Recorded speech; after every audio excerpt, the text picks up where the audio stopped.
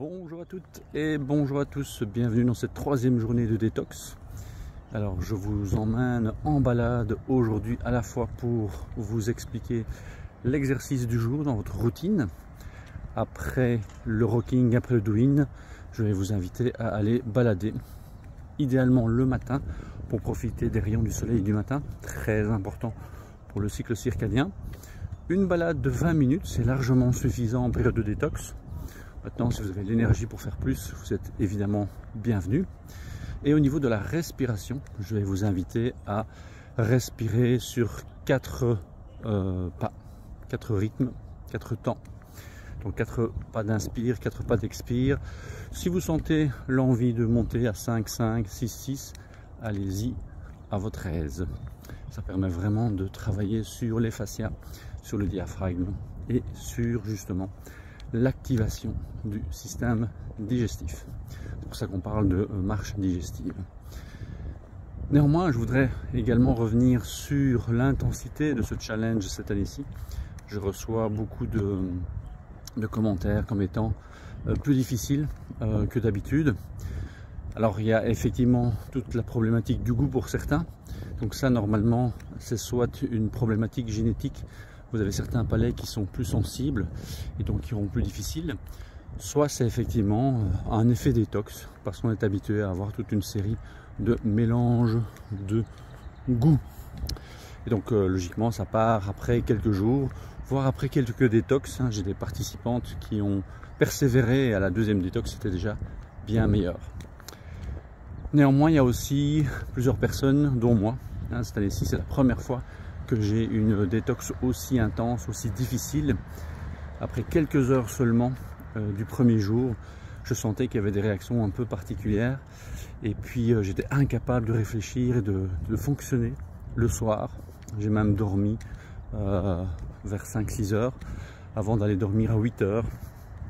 Je sentais qu'il y avait un truc qui n'allait pas. J'ai pris ma glycémie à plusieurs reprises, c'était pas un problème de glycémie. Et donc la seule explication, c'est effectivement, de manière très surprenante mais très intéressante, un épuisement de mes surrénales. Parce que vous savez que pour stabiliser la glycémie, vous avez besoin d'adrénaline pour activer et libérer les glycogènes du foie. Attendez, je vais faire une petite pause. Et que donc si les glandes surrénales sont déjà fatiguées, eh bien ça peut mettre énormément de stress sur ce système hormonal. Et donc c'est ce que je pense avoir vécu. Alors je suis allé retourner dans mes protocoles et j'ai retesté un protocole que j'avais déjà testé il y a quelques années et qui est très intéressant pour nourrir les glandes surrénales. Et donc ceux et celles qui voudraient tester ce cocktail qui est riche en cholestérol, en bon cholestérol, en minéraux, eh bien n'hésitez pas à me contacter. Je peux voir si vous êtes dans les conditions optimales pour le faire.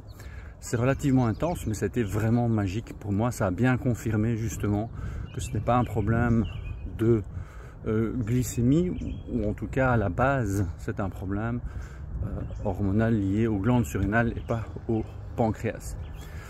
Alors c'est une belle leçon parce que je ne me rendais pas compte que mes glandes surrénales étaient à ce point fatiguées après ces 3 années, bientôt 3 ans en immigration.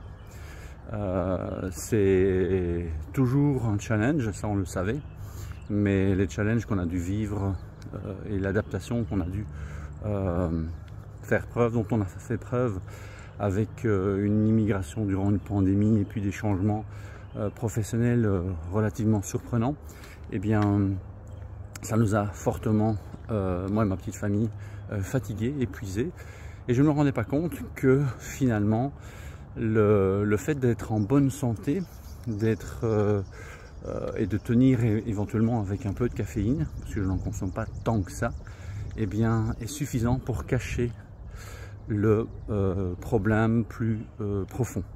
Ça c'est également une leçon que j'avais apprise d'une médecin avec qui j'avais travaillé, à l'ergologue en Belgique, et qui disait que parfois les gens en excellente santé peuvent cacher plus longtemps un symptôme, mais quand le symptôme apparaît, c'est assez violent. Donc être proactif par rapport à sa santé, s'organiser des détox une fois par an, faire un petit check-up, c'est vraiment une bonne idée. Donc si vous ne faites pas partie du groupe cette année-ci, eh bien n'hésitez pas à me contacter et nous pourrons organiser une détox personnalisée ou vous donner rendez-vous l'année prochaine.